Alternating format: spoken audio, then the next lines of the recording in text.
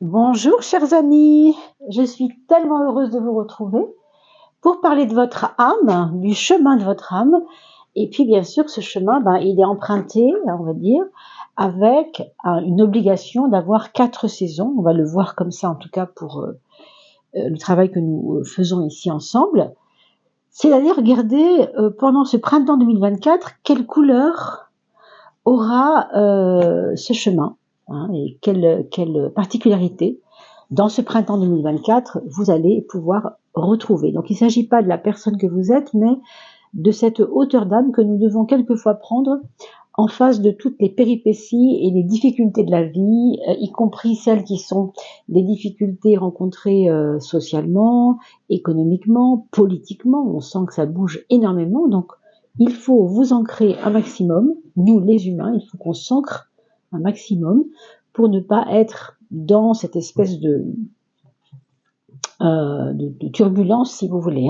Alors, pour pouvoir calculer votre chemin de vie, vous avez dû donc faire cette méthode, qui est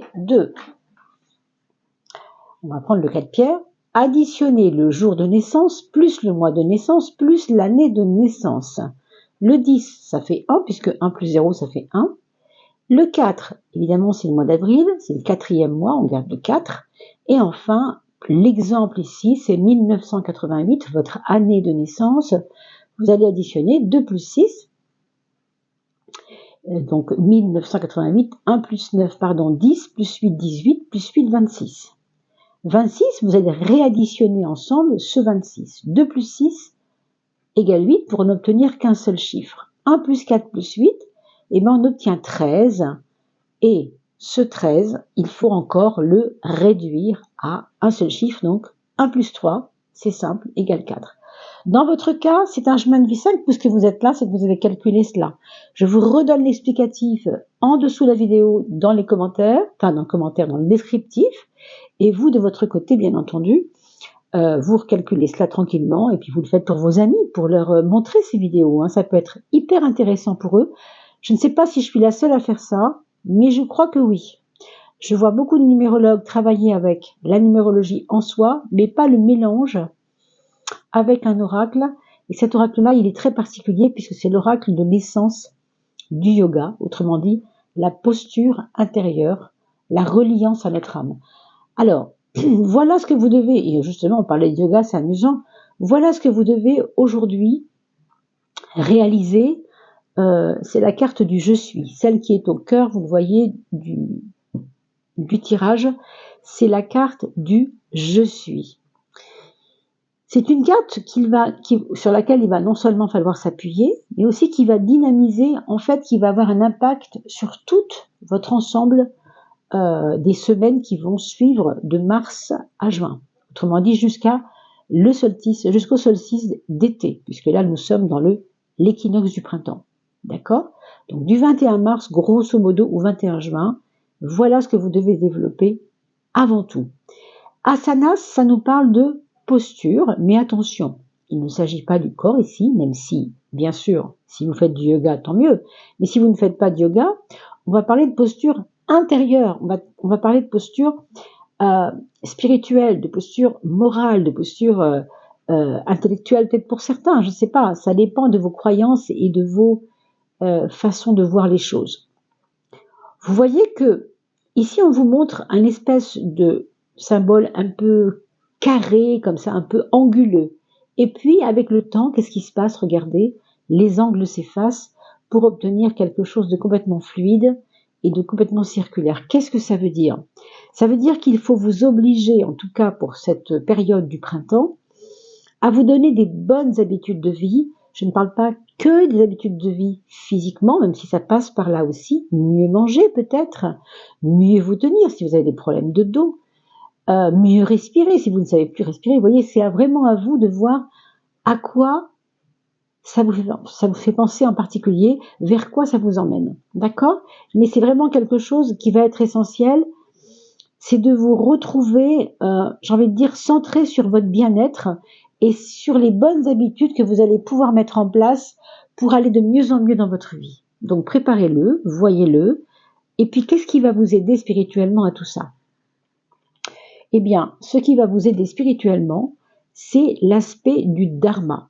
Alors, comme je le dis souvent, pour faire un schéma rapide, évidemment, c'est plus subtil que ça, ne le voyez pas au premier degré. Karma, c'est maladie, on pourrait dire. Dharma, c'est soigner, c'est aller mieux. Hein. Donc, le dharma, c'est tous ces outils qu'on vous met sur votre chemin pour que les choses soient réglées, soient plus faciles à vivre. Une forme de guérison par le haut, si vous voulez. Hein. Qu'est-ce que ça veut dire? Ça veut dire que n'hésitez pas à ouvrir des livres que vous n'avez jamais ouverts dans votre bibliothèque, allez faire un petit tour, creusez, et dites-vous, tiens, ce livre-là, il parle de l'âme, ce livre-là, il parle de comment soigner son âme, je ne l'ai jamais ouvert, on me l'a offert, je n'ai jamais regardé. Vous voyez? Par exemple, je vous donne des exemples. Pourquoi? Parce que ça va rallumer des étincelles qui vont avoir une influence dans votre vie. Comment maintenant allez-vous vous faire aider matériellement, par le bas, c'est-à-dire par les choses quotidiennes? Par la chose quotidienne, ça va être la dévotion. Alors, ne voyez pas dans le terme de dévotion quelque chose qui a à voir avec des rituels pour... pourquoi pas, hein, c'est pas impossible. Mais enfin, ne voyez pas exclusivement ce qui est religieux. Attention, ça n'est pas que ça. Quand on parle de dévotion, on parle d'une forme de...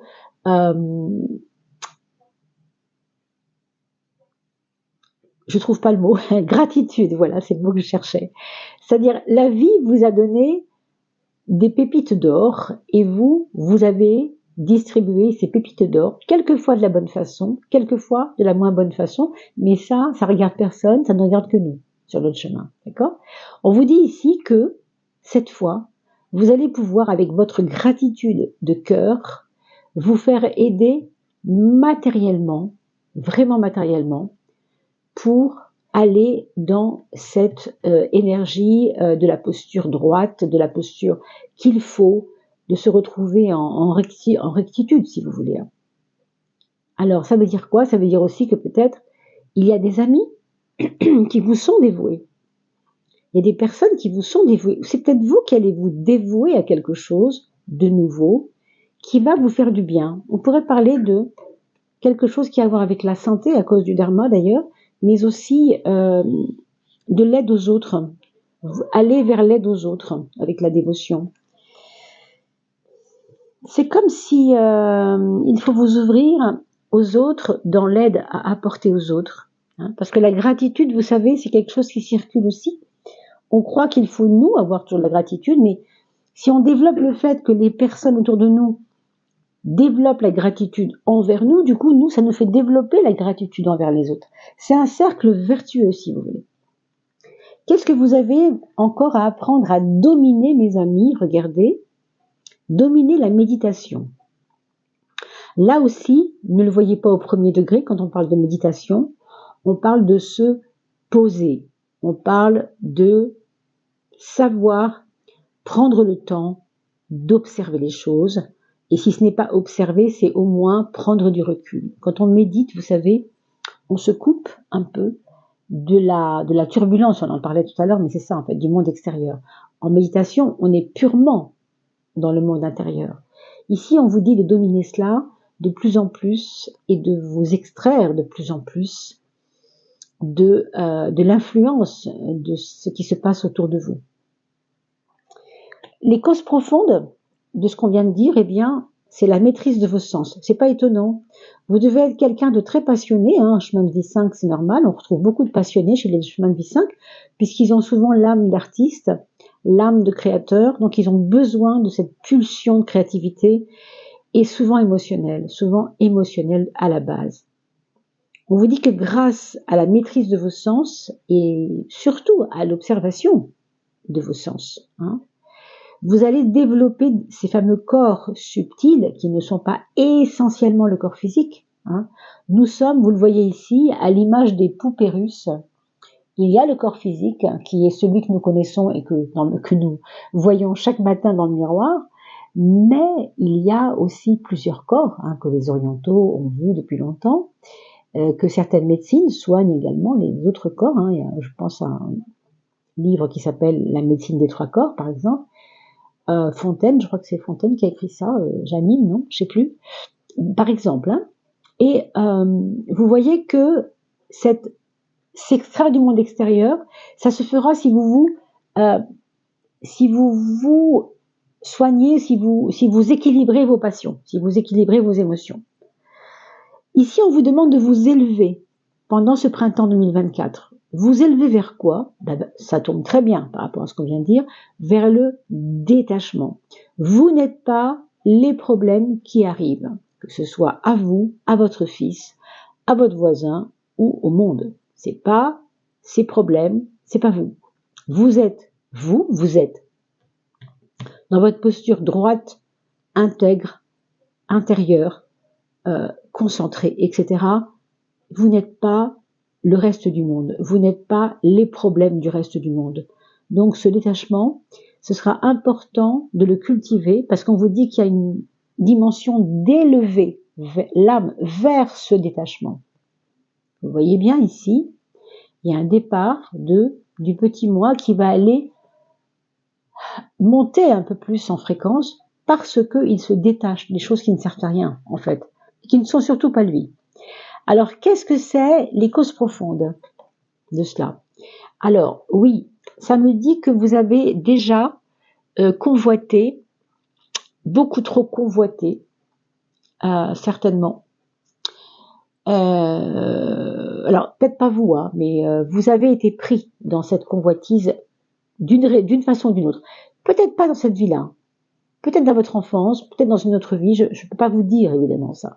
Mais vous avez tellement déjà été là-dedans, si vous voulez, dans la convoitise, dans les jalousies, etc., que du coup, ça vous oblige à vous élever vers le détachement. Voilà pourquoi. Hein. Je voulais revenir à ce que vous avez déjà dépassé, mes amis, parce que c'est important de voir ce qui nous reste à vivre, ce qui nous reste à faire pour ce printemps, mais ce que vous avez fait cet hiver. On va regarder un peu. Vous avez déjà dépassé l'illimité. Vous avez déjà dépassé la notion de l'illimité. C'est-à-dire que maintenant, on vous dit peut-être de regarder par le petit bout de la lorgnette des choses plus concrètes, parce que vous avez déjà dépassé les élans, on le sait si vous êtes artiste, c'est chemin de vie 5, les élans de créativité qui vous ont nourri, qui vous ont fait transcender certaines choses. Alors pourquoi c'est important de ne pas rester bloqué dans l'illimité, puisque vous l'avez déjà dépassé, à cause des illusions, de là où elles vous ont emmené, ces illusions. Hein. Vous avez peut-être vu trop grand. Il y a peut-être des projets que vous avez vus trop grands, que vous avez voulu faire, mais de manière trop grande, et ça a pu vous emmener vers des illusions vis-à-vis de vous-même, vis-à-vis de l'amour que certains vous portaient, l'affection que certains vous portaient, la place que certains vous donnaient, vous voyez ce que je veux dire. Et c'était relié avec cette sorte de, j'ai envie de dire idéalisme. Derrière l'illimité, je sens qu'il y a un idéalisme chez vous. Hein. Mais c'était illusoire. Donc ça c'est bien, vous l'avez déjà dépassé, vous voyez c'est déjà fait, et ça vous aura peut-être d'ailleurs servi de leçon. C'est pour ça qu'on en est aujourd'hui à s'élever vers autre chose. Qu'est-ce que vous avez déjà réglé? Les problèmes d'honnêteté avec vous-même, eh bien tant mieux, parce que c'est très important. Souvent, on veut faire les choses pour faire plaisir aux autres, n'est-ce pas? Dans la notion d'honnêteté, on vous dit que c'est d'abord à vous que vous devez honnêteté. C'est à vous que vous devez vérité, que vous devez authenticité. Vous voyez? Donc, l'honnêteté, c'est d'abord envers soi-même. C'est déjà réglé, vous avez déjà fait des concessions pour dire voilà, avec toi, ça, je veux bien, mais avec toi, ça, je veux plus, par exemple. Vous voyez? Être honnête au fond. Les causes profondes de tout cela, c'était l'abandon. Alors, peut-être que c'est un abandon que vous avez subi, c'est possible. Mais c'est aussi peut-être une forme d'abandon de ce qui vous a empêché d'être honnête. C'est un petit peu subtil ce que je vous dis parce qu'on n'est pas ici avec des tirages sur les signes astrologiques, on est un peu plus dans les profondeurs de l'être. Hein. Donc vous verrez bien à quoi ça peut s'attribuer. Parce que moi évidemment, je ne connais pas votre vie, mais ce qu'on voit ici, c'est que clairement, le fait d'avoir su abandonner certaines choses vous a révélé votre honnêteté envers vous-même. Et maintenant, vous êtes beaucoup plus authentique que vous ne pouviez l'être il y a quelques mois, hein, je pense que depuis décembre, en fait, vous êtes rentré avec l'hiver dans cette notion-là. Vous pouvez aussi aller voir les anciens tirages de l'hiver, par exemple, hein, pour l'hiver 2023-2024, puisque on fait ces tirages-là à chaque saison. Vous avez déjà abandonné, alors vous voyez, vous avez déjà été dans la décision d'honnêteté, ça on l'a vu, déjà réglé. Et là, ce qu'on vous dit, c'est que vous avez déjà abandonné les histoires d'authenticité. Il y a peut-être une petite subtilité ici à faire, parce que si on l'a déjà abandonné l'idée d'être authentique, c'est que les gens maintenant savent comment vous êtes. Ils n'ont plus besoin de vous deviner. C'est plus la peine de prouver. On n'a plus besoin de prouver quoi que ce soit à personne. Très intéressant. Et alors, les causes profondes de cela, c'est la bienveillance. Alors voilà, parce que vous savez, en fait, maintenant, qu'il vaut peut-être mieux avoir des groupes de personnes qui vous aiment réellement pour ce que vous êtes. Hein, la bienveillance, c'est vraiment un amour, on pourrait dire gratuit, hein, quelque part, mais sans avoir à prouver quelque chose. Et c'est parce que vous n'avez plus rien à prouver que du coup, vous attirez de la bienveillance. C'est un petit peu lié tous les deux, hein, c'est intéressant. Ici, je vois quand même un petit peu encore l'image de ce que je vous ai dit tout à l'heure. On a les vagues, on a les tumultes, on a les influences extérieures, et nous sommes un peu perchés sur notre petite montagne, tranquillement. Donc en fait, la bienveillance, c'est aussi de se dire qu'on est bienveillant avec soi-même, parce que plus rien ne peut nous atteindre, puisqu'on est authentique maintenant. On a, encore une fois, abandonné l'idée de vouloir prouver notre authenticité. On n'en a plus besoin. Qu'est-ce qu'il vous reste maintenant à renforcer pendant ce printemps? Ah, ça ne m'étonne pas, on a parlé déjà de cela avec les asanas. Dans le je suis, vous aviez votre posture. Vous mettre des routines pour que les choses deviennent fluides au fur et à mesure des jours qui passent. Par exemple, si vous apprenez à respirer, encore une fois, ou à mieux manger, etc. Là, on vous dit un peu la même chose. Quand vous avez trouvé ce qui est bon pour vous dans le je suis, ce que vous devez déployer pour ce printemps, on vous dit maintenant de renforcer ce qu'on appelle la concentration. Renforcer la concentration. Ça veut dire, je suis pluriel, et c'est vrai que vous êtes pluriel, parce que le chemin de vie 5, on connaît très peu, enfin moi je connais très peu de personnes chemin de vie 5 qui ne sont pas pluriels. Hein. C'est souvent, dans le chemin de vie 5, on trouve des artistes, des scientifiques, des fois des artistes et scientifiques, des fois des personnes qui sont à la fois dans l'art, qui sont chanteurs, qui ont enfin des vies multiples dans une seule vie. C'est assez énorme le 5, hein, c'est merveilleux même. Mais justement, c'est aussi un problème. Donc il faut renforcer sa concentration pour ne pas se perdre dans le tourbillon, encore une fois. Il faut mettre le faisceau, vous le voyez ici, le faisceau vers le centre de vous-même. Pourquoi? Les causes profondes. Alors, je reviens à la respiration. C'était bien cela. Le pranayama, vous savez, c'est quand on bouche la narine gauche. Enfin, il y a plusieurs façons de pratiquer le pranayama, mais vous bouchez la narine gauche et vous inspirez par la narine gauche, par exemple. Vous soufflez l'air par la narine droite et ensuite vous inspirez par cette même narine droite en bouchant la gauche et vous soufflez par la narine gauche en bouchant la droite. Faites-le, reprenez la vidéo et revoyez ça. Vous tapez pranayama dans YouTube ou dans Google et vous trouvez ce que c'est vraiment. Mais ça veut dire quoi au fond? C'est que la cause du fait que vous devez vous concentrer un peu plus sur votre posture du je suis ici, eh bien, c'est parce que vous avez peut-être oublié de respirer à un moment. Vous êtes tellement multiples, vous êtes tellement riches en situations diverses et variées, en goût, en idéal, etc., que vous vous perdez un peu et vous vous oubliez un peu. Il faut apprendre à respirer, à revenir au souffle. Certains parlent de souffle divin, et croyez-moi, ce n'est pas anodin. Le souffle, c'est la première action consciente que fait l'enfant en sortant du ventre de sa maman. Et évidemment que c'est pas un hasard. Hein. Je ne me rappelle pas du sens de pranayama, mais prana, on sait que c'est justement toutes les molécules contenu dans l'oxygène, dans l'air que nous respirons, et on ne va pas citer tout ce qu'il y a dedans. Je suis très mauvaise, moi, en chimie, en biologie, etc. Donc, c'est pas moi qui vais ou seulement en physique aussi. Donc, c'est pas moi qui vais vous dire de quoi il s'agit, mais nous savons que quand nous respirons, nous absorbons les molécules du soleil, et les molécules, le soleil quand il y en a, bien sûr, et l'air que nous respirons est riche en éléments. Il y a des personnes qui vivent même sans manger, on appelle ça des pranistes d'ailleurs. Vous voyez ce que je veux dire? Donc on ne va pas aller jusque-là, bien entendu, mais sachez que c'est important de revenir à la respiration. 3 minutes par jour, mes amis, seulement 3 minutes par jour, respirer en pleine conscience, comme je vous le dis, comme je l'explique souvent. Inspire et tu montes tes mains. Expire et tu souffles en descendant tes bras, tes mains, etc. Rien que ça, 5 minutes par jour. Franchement, vous les avez 5 minutes par jour.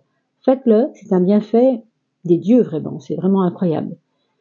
Alors voilà ce que je vous souhaite, c'est que vous repreniez une bonne respiration, vous respiriez vraiment l'énergie pleine d'amour, de joie, de liberté pour ce printemps 2024. Plus nous serons ancrés dans ce que nous avons à vivre intérieurement, moins l'extérieur aura d'impact sur nous. Vous comprenez? Donc c'est vraiment très important de voir comment fonctionne l'âme dans le corps. Voilà, on aura bien sûr d'autres occasions d'en parler, mais pour l'instant, on s'en tient déjà à cette découverte-là pour certains, et peut-être à des confirmations pour d'autres. Je suis aussi très très intéressée de vous lire sur les commentaires, ça me passionnerait énormément. On a tous, évidemment, des choses à raconter, n'est-ce pas? Surtout ça. Alors à bientôt, portez-vous bien et on se retrouve bien sûr pour les signes astrologiques au mois d'avril. À bientôt!